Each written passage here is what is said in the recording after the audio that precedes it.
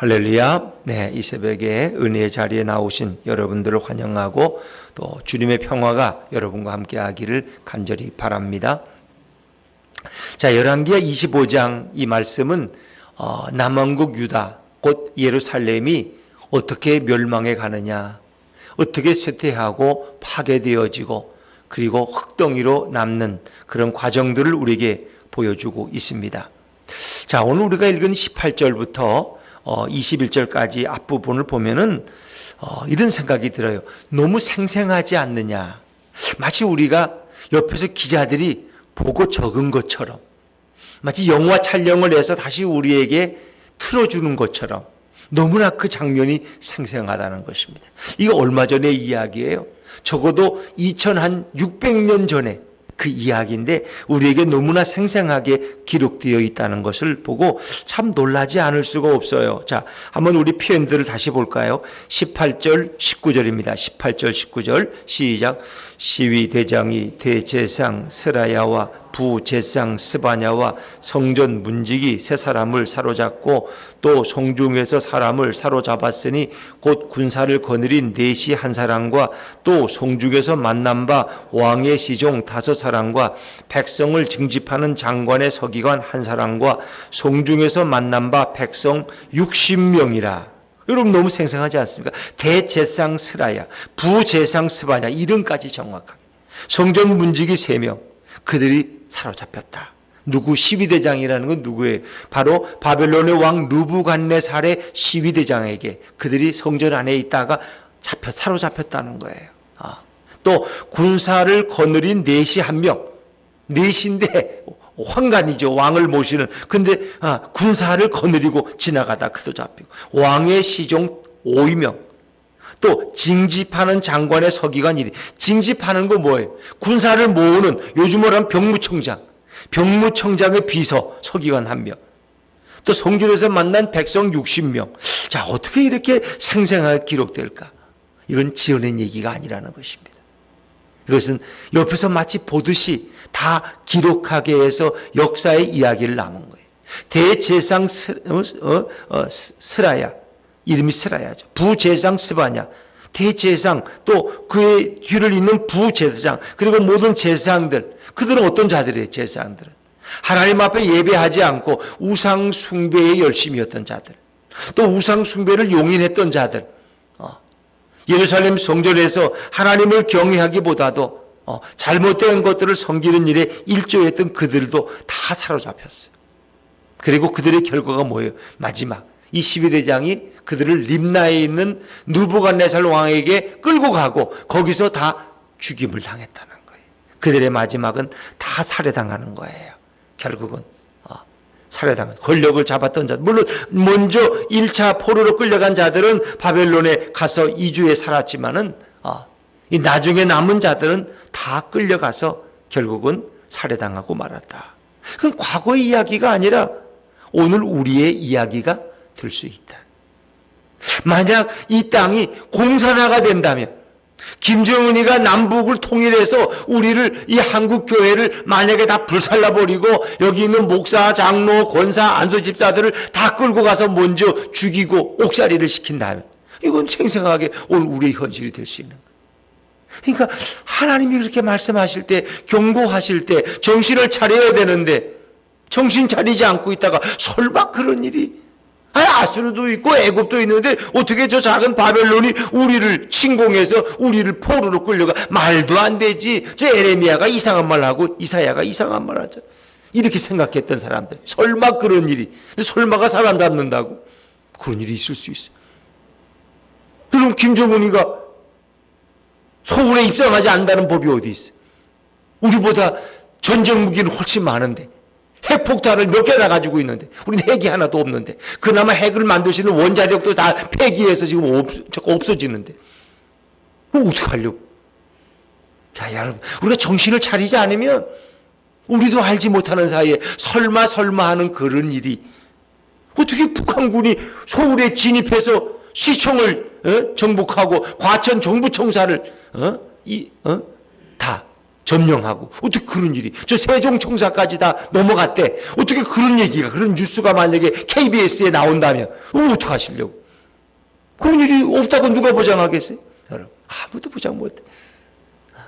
8.15 광복되자마자 이제는 우리 세상이 왔다고 생각했는데 6.25가 몇 년 만에 터질지 누가 알았겠어요? 그렇죠? 아무도 그걸 보장할 수 없다. 우리가 정신 차리지 않아요. 이 민족이 하나님께 돌아가지 않으면 휴전소는 뭐 다 뚫려 있는데 뭐 북한 사람들 맘만 먹으면 서울에 왔다가 백화점에 가서 일 보고 쇼핑해가지고 또 평양까지 갈 수 있는데 왜 그렇게 모든 게 다 뚫렸는데 그분들 마음대로 왔다 갔다. 중국 사람 툭 하면 또 보트 타고 그저 서해안으로 들어오잖아요. 필요하면 물건 사러 왔다가 또 가고 그래요. 잡지도 못해. 잡을 생각도 안 하고 그냥. 그런 사회인데 정신 차리지 않으면 그럼 어떻게 하나님을 바라봐요. 하나님을 떠나면 결국 그들이 다 망한 원인은 여호와를 떠났기 때문에 하나님을 등지고 하나님의 음성에 귀를 기울이지 않았기 때문에 결국 오늘 남한국 유다가 예루살렘이 요 모양 요 꼴이 되었어. 시드기야 왕 어떻게 했어요? 두 눈이 뽑혀가지고 그리고 노쇠줄에 걸려가지고 귀를 끄여서 이렇게 끌려가는 포로 신사 같은 이런 비참함. 출세했다고 자랑하던 그들이 다 이제는 죽임당하고 포로 신세가 되어서 노예가 되어 끌려가는 이런 모습이 우리에게 없다고 누가 상담하겠어요? 그건 아무도 장담 안 해요. 우리가 이렇게 자유롭게 하나님을 예배하고 찬양하는 것이 언제까지 가능하다고 여러분 누가 생각하겠어요? 그렇죠? 안 그래? 그 장담 못해. 6.25 전쟁 가운데서도 우리는 모여서 예배하고 그랬는데 코로나가 좀 오니까 또 예배하지 말라고 그러고 교회는 또 인터넷에 보니까 도배를 해서 이 교회 놈들 때문에 코로나가 없어지지 않는다고 그냥 그러면 예배 좀 안 드리면 안 되냐? 예배 좀. 지들만 천국 가면 되냐? 우리는 뭐 다 코로나로 죽으라고 지들끼리 모여 저렇게 음식 먹고 저래가지고 코로나를 퍼뜨리냐고 이렇게 욕으로 도배해. 이러니 어떻게 그냥 이게 또 그것도 맞아 또 그것도 이것도 그렇고 저것도 예배도 마음대로 못해. 어떡하겠어요? 정말 참 우리는 어려움. 그러나 이 코로나로 인한 어려움은 또 어려움도 아닐 수도 있어요. 진짜 김정은이가 넘어오면 뭐 이 코로나가 문제가 아니죠. 그때는 목사부터 다 끌려가서 죽여야 되는데 목이 잘려서 죽여야 되는데 총알도 아깝다고 장로님, 권사님, 안수집사님 제일 먼저 죽을 텐데 그런 일이 닥치지 않는다고 누가 보장하겠어요? 지금 깨어있지 않아요. 지금 회개하지 않으면 지금 기도하지 않으면 누가 이 나라의 미래를 보장할 수 있겠습니까? 그러나 우리 하나님께서는 임진왜란 가운데서도 일제 36년 가운데서도 6.25 가운데서도 IMF 가운데서도 이 민족을 지키시고 보호한 줄로 믿습니다. 물론 인간적으로는 부족했지만 예수를 믿는 대통령도 있었고 예수를 믿는 장관들 국회의원들도 있고 이 땅에 엄청난 교회가 있어서 어려움 당할 때마다 모여서 기도하고 회개하고 물론 우리가 부족한 게 너무 많아. 그래도 때가 되면 하나님 앞에 나가 기도하고 회개하면서 이 민족을 살려달라고. 그래서 세계에서 2위로 작은 땅덩어리지만 선교사를 두 번째로 많이 파송한 나라가 되고 그렇죠. 한국에 오면 다 놀래요. 어떻게 교회가 이렇게 많냐고 여기는. 교회가. 참 놀라. 그러나 우리 한국 교회가 지금은 어떤 순환과 어려움을 당하시니. 교회에서는 통성기도도 하지 말아라. 찬송도 마음대로 부르지 말아라. 조용조용히 하고 마스크 절대 벗지 말고 참 이런 어려움. 그러나 이거는 어찌 보면 양념일 수도 있어요. 진짜 어려운 일은 우리가 아직도 경험을 못했을 수도 있어요. 지금 정신을 차려요. 지금 이때가 어떻든지 이게 지금 이렇게 가도 되는 건지 이것도 한번 돌아봐야 돼요. 이렇게 가다가는 어디로 갔는지 이게 그것도 한번 생각. 나라는 바른 방향으로 가고 있는지 모든 것은 지금 하나님의 뜻에 합당하게 이 나라가 굴러가고 있는지 그것도 한번 점검해 보시오. 우리 아이들이 하나님을 모르고 창조론을 모르고 진화론만 배웠다가 나중에 이 아이들이 커서 누가 예수를 믿겠어? 아메바가 우리 조상이고 다윈이 분명히 그렇게 진화론이라고 얘기했는데 어디 하나님이 뭘 만들어서 성경은 다 거짓말인데 이렇게 학교에서 배웠는데 이러면 어떡하실 거예요? 그러니까 우리가 정신 차리지 않으면 아무리 한국에 교회가 많고 아무리 성도가 많아도 정말 새벽에 나와서 이 코로나 가운데 요거도 뭐 눈치 보면서 옆집 눈치 보면서 와서 기도하는 사람은 많지 않다는 거예요. 왜? 이거 또 벌금이나 300만 원 물리면 개척교회가 어떻게 감당하려고. 어떻게 보니까 오늘은 10명이 넘네. 이거 큰일 났네 이거. 이러면서 말해. 5명은 훨씬 넘고. 물론 그건 사적인 모임 5명 식사하는 모임이고 예배드리는 건 20인 이하는 괜찮아요. 우리가 뭐 아침에도 영상 녹화 여러분이 계셔야 되니까 뭐 그렇게. 그러나 그걸 뭐 보러 오지도 않죠. 그러나 사람들은 지레 진짜 겁을 먹고 아이고 목사님 이거 어떻게 하면 좋아요. 큰일 났네요. 이제 성탄절이 내 앞인데. 걱정하지 마세요. 뭐 벌금 내라면 우리가 걷어서 내면 되지 뭐. 10만 원씩 20만 원씩만 걷어내면 되지. 뭘 우리 겁내서 그래. 우리가 마스크 잘하고 방역 철저히 하면 되지. 뭐 돌이 그렇게 무서워요? 죽을 때 싸가지고 갈 것도 아닌데. 그렇잖아요 여러분. 자, 이제 그 얘기 주가 아니고 너무 생생하다는 거예요. 이건 뭘 얘기하느냐. 우리에게도 이런 일이 닥칠 수 있다는 거예요. 우리가 깨어있지 않으면 큰일 난다는 거예요. 자, 그것만이 아니에요. 이제 바벨론은 사실 그렇게 유대 민족에게 아주 악하게 대하진 않았어요. 배신 안 하면, 어제도 우리가 배반했다는 거 2번 제가 읽어드렸잖아요. 왕들이 2번이나 배반했기 때문에 바벨론이 군사를 이끌고 와서 예루살렘 성을 허무는 거예요. 배반 안 했으면 그냥 그대로 갔다니까요. 왜? 그 하나님의 뜻이니까. 그러니까 하나님은 바벨론이란 악한 나라를 들어서 강대국이 되게 하고 아수르, 애굽을 다 제압하고 그들이 유대를, 이스라엘을 연단시키는 거예요. 그 심판의 도구로 하나님 사용하시는 거예요. 그러니까 에레미야나 이사야는 그걸 알아요. 그러니까 너희가 바벨론에 대항하지 말아라. 바벨론에게 순종해라. 좋아서가 아니라 그게 하나님의 뜻이다. 그러면서 고난을 당하면서 좀 깨달아 봐라. 우리가 하나님을 떠나니까 이렇게 됐구나. 어떻게 하면 좋으냐. 회개하고 돌아가야지. 그게 하나님 목적인데 또 왕들은 뭐 언제 애국자가 됐다고 또 기회만 되면 바벨론에게 배반해가지고 대들고 결국 그러다가 다 망하고 다 쫓겨나고 다 죽고 포로로 끌려가고 이런 결과. 그러니까 바벨론은 그 남은 유대인들 중에서도 좀 온전한 사람들을 택해서 이 그달리아라는 사람을 총독으로 삼아요. 그래서 너희가 이 남은 사람들을 잘 관리하고 그들과 함께 이렇게 살아가라는 거예요. 자, 우리 한번 성경 볼까요? 22절입니다. 22절 말씀 한번 22절입니다. 시작. 유다 땅에 머물러 있는 백성은 곧 바벨론 왕 누부갓네살이 남긴 자라. 왕이 사반의 손자 아이감의 아들 그달리아가 관할하게 하였더라. 그렇죠? 남은 사람들은 그냥 자유를 보장해줘요. 그리고 사반의 손자 그달리아가 관할, 그를 총독으로 삼은 거예요. 이 사반이란 누굽니까? 요시야 왕 때 제상 힐기야가 율법서를 발견하고 그것을 사관에게 주었더니 서기관인가 사관이 이 사반이 그걸 갖다가 왕에게 주어요. 그리고 왕에게 그걸 듣게 하고, 그리고 요시야가 종교개혁을 일으켜서 우상들을 다 척결하는 거예요. 요시야까지는 훌륭했어요. 근데 그 다음에 왕들이 계속 악을 행한 거예요. 여호아스, 여호야김, 여호야긴, 시드기야 한결같이 그들은 여호와 앞에서 회개하지 않았어요. 계속 바벨론의 위협 가운데 있는데 계속 침공을 당하고 성전의 기명들을 빼앗아 가는데도, 그리고 왕이 포로로 끌려가는 상황에서도 그들은 회개하지 않습니다. 그들은 철저하게 자기들의 말로는 애국주의자라 그래. 우리가 이제 그런 걸 국수주의자라 그래. 무조건 우리 대한민국 이제 국수, 자기 나라밖에 몰라. 그런데 사실은 그때에도 2가지 부류가 있었다는 거예요. 친 바벨론주의자들이 있고 반 바벨론주의자들이 있어요. 그러니까 친 바벨론주의자들은 우상 섬기다가 이제 자기들이 무슨 애국자 같아. 바벨론 저놈들은 죽여야 돼. 저놈들이 우리를 그렇게 괴롭힌다고. 이 반 바벨론주의자들. 이제 그런가 하면 친 바벨론주의자들은 에레미야의 설교를 듣는 사람들. 우리가 에레미야를 바벨론을 멀리하면 안 됩니다. 하나님이 바벨론을 우리에게 보내신 겁니다. 그러니까 우리가 바벨론에게 순종하고 저들을 섬겨야지 이 어려운 위기의 때를 지나갈 수 있습니다. 이게 에레미야 선지자의 말이 이래요. 그러니까 누가 좋아하겠어요, 에레미야를. 저 매국노 저놈 저 바벨론밖에 모르는 놈 돌로 쳐 죽여야지. 그래서 얼마나 많이 에레미야가 눈물의 선지자잖아요. 벌거벗고 예루살렘 거리를 다니면서 이 나라가 망했다고, 바벨론에게 대항하지 말라고, 그들이 군사를 끌고 오면 성문을 열고 그냥 순순히 맞이하라고, 그래야 살 수 있다고 이렇게 설교한 게 에레미야. 요즘도 목사가 그렇게 설교하면 돌 맞아 죽을 거예요. 그렇죠? 우리나라에도 뭐 그런 것들이 많잖아요. 친 아메리카, 반 아메리카. 청년 때부터 그냥 미군 대사관에 불 던지고 이 미군 나쁜 놈들 물러가라고, 미국 놈들 다 떠나가라고. 그리고 오히려 또 그런 사람들일수록 또 중국을 환영합니다, 러시아를 환영합니다, 할렐루야, 또 이런 사람들도 있고.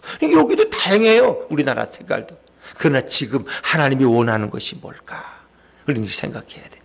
그런데 오늘 이 그달리아가 총독이 되어서 이제 그들을 다스리게 되었는데, 결국 또 그달리아를 싫어하는 사람들이 있어. 왜? 너는 친바벨론주의자다. 바벨론 때문에 우리가 망했는데 너는 바벨론의 종이 되어서 우리를 다스린다고? 말도 안 돼. 이래가지고 그들이 또 그달리아를 또 살해했는데, 자, 한번 24절 말씀 볼까요?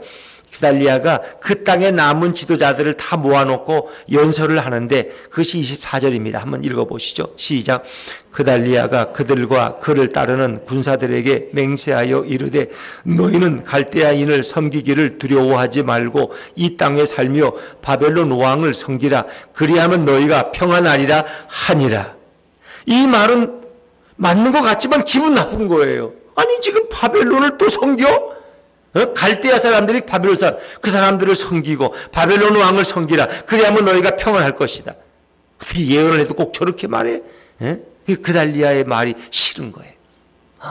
우리가 나라를 다시 일으켜야 돼. 자, 바벨론들을 없애야 돼. 이렇게 얘기해야 되는데, 그달리아는 총독으로서 바벨론의 왕에 의해서 임명받은 총독이 바벨론 왕을 섬기라. 그래야 너희가 평안하리라. 그러니까 누가 좋아하겠어요?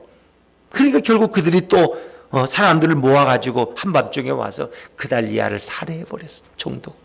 그리고 거기 있던 갈대아 사람들, 바벨론 사람들도 죽였어. 그 요즘으로 말하면 미국과 우리가 함께 해야 된다는 사람을 죽이고 미군들도 몇 명 죽인 거야. 그러니까 미국이 그냥 있겠어요. 그러니까 두려우니까 결국 어디로 도망가? 에집트로 도망가는 거야. 26절에 보니까 노소를 막론하고 백성과 군대 장관들이 다 일어나서 애굽으로 갔으니 이는 갈대아 사람을 두려워함이었더라. 갈대아 사람들 죽이고 나니까 당연히 갈대아 사람들 두렵죠. 그러니까 다 도망가 버렸어, 애굽으로. 그럼 애굽에 가면 평안합니까? 애굽이 그들을 독립운동을 보장합니까? 독립 못해. 다 거짓말이에요. 속아서 가는 거예요. 하나님의 뜻이 뭔지를 우리는 물어야 돼요. 그달리아는 사반의 손자기 때문에 하나님의 뜻을 알아요. 하나님이 지금 뭘 원하시는지, 왜 바벨론에 의해서 예루살렘이 이렇게 회파되고 불살라지고 우리의 기물들이 저렇게 바벨론에 옮겨져야 되는지 알아요. 왜? 하나님이 수없이 예고하셨거든, 예언하셨거든. 근데 그걸 몰라, 다른 사람들은. 그래서 지금 바벨론이 좋아서가 아니라 하나님의 말씀 때문에 바벨론에게 섬기고 바벨론 왕을 섬겨야 돼. 그래야 나라가 평안할 수 있어. 근데 그게 싫은 사람들은 결국 그달리아를 살해하고, 그리고 그들도 두려워서 도망가 버리고 말아요. 자, 그리고 나서 이제 끝나는 것 같지만 그 다음에 후편이 27절부터 30절까지예요. 미리 이 시드기야보다 먼저 포로로 끌려간 왕이 여호야긴 왕이에요. 여호야긴 왕. 근데 여호야긴을 옥에서 오래 가뒀다가 왕이 바뀌니까 그에게 다시 자유를 줘요. 자, 27절, 28절 말씀. 27절, 28절 같이 한번 읽어볼게요. 시작. 유다의 왕 여호야긴이 사로잡혀 간 지 37년, 곧 바벨론의 왕 에월무르닥이 즉위한 원년 12월 그달 27일에 유다의 왕 여호야긴을 옥에서 내놓아 그 머리를 들게 하고 그에게 좋게 말하고 그와 함께 있는 모든 왕의 지위보다 높이고.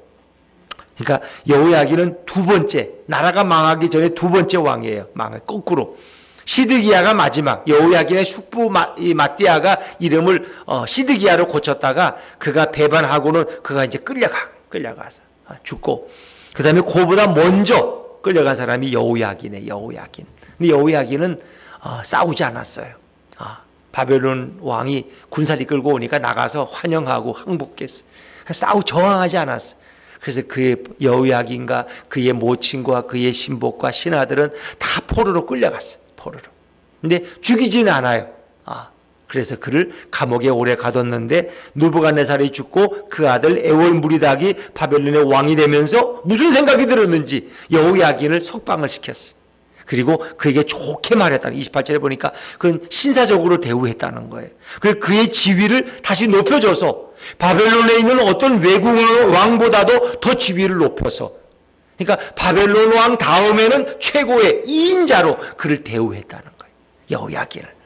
이해가 되세요? 그리고 여호야긴이 죽는 날까지 모든 양식과 의복을 부족함 없이 충분히 공급해 주어서 유다의 마지막 두 번째 왕이 그 바벨론에서 풍족하게 복을 누리며 살아가게 했다는 거예요. 이게 뭘 의미하는지 아세요? 이게 뭐 중요해? 나라가 망했는데 그 중요한 의미가 있어요. 이건 뭐냐? 여호와의 말씀에 순종하는 자는 나라가 망해도 살 길이 있다 없다? 살 길이 있다는 것입니다. 여호야긴은 에레미야의 말을 마지막에 들어요. 뭐 싸울 힘도 없지만 그런 성문을 열고 나가서 항복하고 맞이해요. 그게 에레미야 선지자의 예언이에요, 여러분. 싸우지 말라는 거예요. 싸우면 다 죽는다는 거예요. 나라가 끝장난다는 거예요. 싸우지 말고 저들에게 그냥 항복하라는 거예요. 그게 하나님의 뜻이란. 이 모든 일은 너희의 죄악 때문이라는 거예요. 너희가 우상을 숭배했기 때문에 오늘 우리가 이런 결과를 맞이했는데 저항해서 안 된다.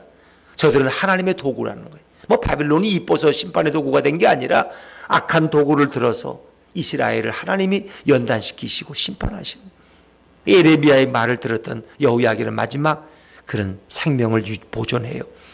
그리고 죄수의 의복을 벗게 하고 29절 그 죄수의 의복을 벗게 하고 그의 일평생에 항상 왕의 앞에서 양식을 먹게 하였고 30절 같이 읽습니다. 시작. 그가 쓸 것은 날마다 왕에게서 받는 양이 있어서 종신토록 끊이지 아니하였더라.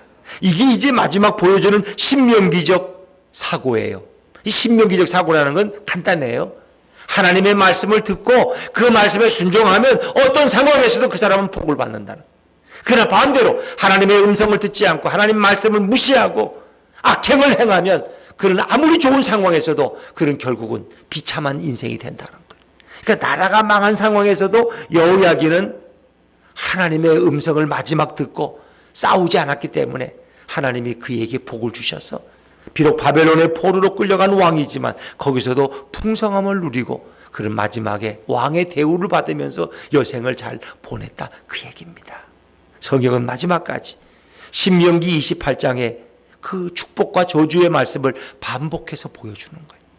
너희가 여호와의 말씀을 순종하고 그 말씀을 따르면 들어가도 복을 받고 나가도 복을 받고 세상 모든 사람 위에 너를 높일 것이고 너의 가문을 빛나게 할 것이고 어떤 가운데서도 하나님이 너를 보호하시고 너희 집에 짐승들이 새끼를 낳으면 다 잘되고 농사를 지면 다 풍성한 열매를 맺고 그렇게 한다는 거예요. 그러나 너희가 여호와의 말씀을 듣지 않고 불순종하고 하나님을 등지고 살아가면 너에게 온갖 병들이 들러붙을 것이며 온 병이 오를 것이고 모든 악한 병충들이 너에게 달려들 것이고 그렇죠. 모든 외적들이 와서 너희들 것을 모두 다 빼앗아갈 것이고 저주가 아주 한가득 찼어요. 신명기 28장 후반부에 보면 한번 읽어보세요. 신명기 28장. 그거를 마지막에 이야기하는 겁니다. 그러면서 주시는 결론은 이 세상의 모든 역사는 누가 주관하신다? 하나님이 주관하신다. 이 모든 되어지는 일은 우연이라는 건 없어요. 다 하나님이 역사하시는 하나님. 이스라엘 역사 속에 그들이 전쟁에 나가 이기든 전쟁에 패배하든 그 모든 하나하나를 주관하시는 분은 누구냐? 여호와 하나님이라. 하나님 주관하는. 근데 어떻게 코로나가 하나님과 상관없다고 말할 수 있어요? 이 모든 지구촌이 다 코로나에 지금 고통 가운데 있는데 어떻게 이것이 창조주 하나님과 상관없는 일입니까? 그럼 노아 홍수가 하나님과 상관없는 일이에요? 아니에요. 이 모든 일을 주관하시고 배후에서 역사하시는 분이 바로 하나님. 그리고 이스라엘이 이렇게 마지막 심판당하는 모습을 보면서 이 세상 우리가 살아가는 지구에도 종말의 심판이 있다 없다? 있다는 것입니다. 있다는 거예요. 그걸 얘기하는 거예요. 언제까지 영원토록 번영할 것 같은 그 예루살렘, 그 영광스러운 시온산 위에 세워진 그 예루살렘의 영광도 때가 되니까 허물어지더라는 거예요. 다윗 때 영광, 솔로몬 시대의 그 번성함도 다 사라져버리고 결국 거지가 되어서 끌려가는 그런 꼴이 되더라는 거예요. 결국 이 지구촌에는 종말이 있다는 것입니다. 아무리 인간들이 뭐 세상의 백신을 개발하고 달나라에 가는 과학을 보여도 하나님이 마지막 심판의 때를 준비하고 계신다는 거예요. 뭐 쓰나미 나면 한 도시 덮치는 건 아무 문제가 아니에요. 뭐 지진 나니까 뭐 일본이 한순간에 사라질 수 있어요. 하나님이 종말의 심판을 약속대로 준비하고 계신다는 거예요. 그리고 결국은 그 아름다웠던 예루살렘 성전도 허물어지고 불태워지고 예루살렘 성도 사라져버려요. 우리를 영원히 보호할 것 같은 예루살렘 성. 아무리 죄를 져도 들어가서 성전에 가서 하나님 앞에 양만 잡아서 피 흘리고 바치면 우리 죄가 다 용서받고 천국 갈 것처럼 느껴졌던 그 성전도 결국 다 허물어지고 없다는 거예요. 이건 뭘 얘기하는 거예요? 그 낡은 상전이 허물어지고 우리의 영원한 성전이 되시고 성전보다 크신 우리의 메시아이신 예수 그리스도를 바라봐야 할 줄로 믿습니다. 예수님이 우리의 진정한 성전이 되신다는 거예요. 우리의 진정한 성전. 그렇죠. 그걸 얘기하는 거예요. 이제 인간이 손으로 지은 성전을 바라보지 말아라. 거기에 구원이 없다는 거예요. 너희는 이제 영원한 우리의 메시아요, 우리의 영원한 참 하나님이신 예수 그리스도에게 구원이 있고 그분에게 용서가 있다는 거예요. 믿음의 주요 온전케 하시는 예수를 바라보자. 예전에는 성전에 들어가야 구원의 문이 열린다 그런데 이제는 성전이 없어요. 예수님을 통해서 구원의 문이 활짝 열렸어요. 내가 곧 길이요 진리요 생명이니 나로 말미암지 않고는 아버지께로 올 자가 없느니라. 주 예수를 믿으라. 그리하면 너와 내 집이 구원을 받으리라. 천하 인간의 구원받은 다른 이름을, 예수 이름 외에는 다른 이름을 너에게 주신 적이 없다. 오직 예수님만 바라보라. 그러기에 성탄이 뜻깊은 날이에요. 여러분, 아파트에서는 얼마나 이렇게 사람들이 너무 코로나 때문에 힘드니까 이렇게 위로하려고 얼마나 그냥 성탄줄이 잘 해놨어요. 그러나 교회는 성탄줄이 되게 초라해요. 그러나 우리의 구원은 예수 그리스도에게 있다는 거예요. 그분의 이 땅에 오신 그 성탄이 얼마나 행복한 날이고 그분은 우리의 영광과 찬양을 받기에 합당하신 분이 곧 예수 그리스도십니다. 오늘도 그 주님을 바라보고 그 주님을 내 인생의 주인으로 모시고 살아가는 저와 여러분 되시기를 주 이름으로 축원합니다. 기도하겠습니다.